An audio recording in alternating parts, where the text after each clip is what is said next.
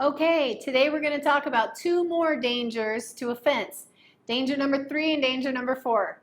So danger number 3, it keeps people from their calling. That call that God has on your life, it keeps you from that.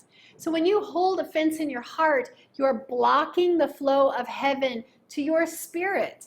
Because holding that offense equals unforgiveness. Because you're not forgiving people that offense that they did to you. And remember, that means it could even just be an annoyance or a resentment. Okay, like someone else got a raise and you didn't, so you resent that and it became an offense. That's blocking the heavenly download from God to your spirit. We don't want that. All right, so Matthew 6:14 says that when you forgive people their offenses, God forgives you.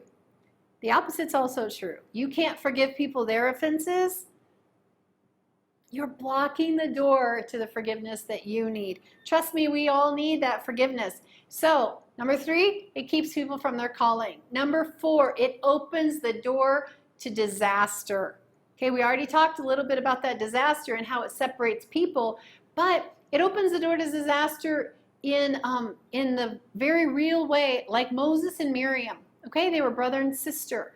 And what happened? Miriam got offended with Moses. He married an Ethiopian woman. She was not happy about it. Then she started feeling like, what? Does God only speak to Moses? And she didn't keep it to herself. What happened when her feelings got hurt? She took offense. What did she do? She stirred up strife. Then she had to go tell Aaron, Aaron, is it just Moses or is God? God spoke to you before. God spoke to me before. Who does Moses think he is? So what happened? She made it bigger. So when you get offended, don't pass it on. Bury it. Remember, we don't even want to pick it up, but we surely don't want to create it and make more of it and mass reproduce it and hand it out to everybody. That's what Miriam was doing. What happens? We all know she got leprosy. And of course, the very person who she was speaking against, he's the person, Moses, who cried out on her behalf, and God healed her because he's such a redemptive, merciful God.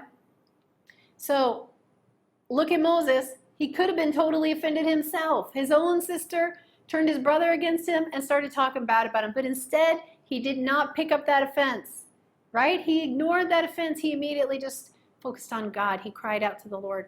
So as we're going the second mile, we don't want to let offense keep us from our calling. And we don't want to let offense open the door to disaster. And even if someone close to us chooses to walk in offense or holds an offense towards us, we can still choose to intercede like Moses did for their forgiveness and for them to be restored to God. So let's make that choice this week. Let's be like Moses and not like Miriam and let it go.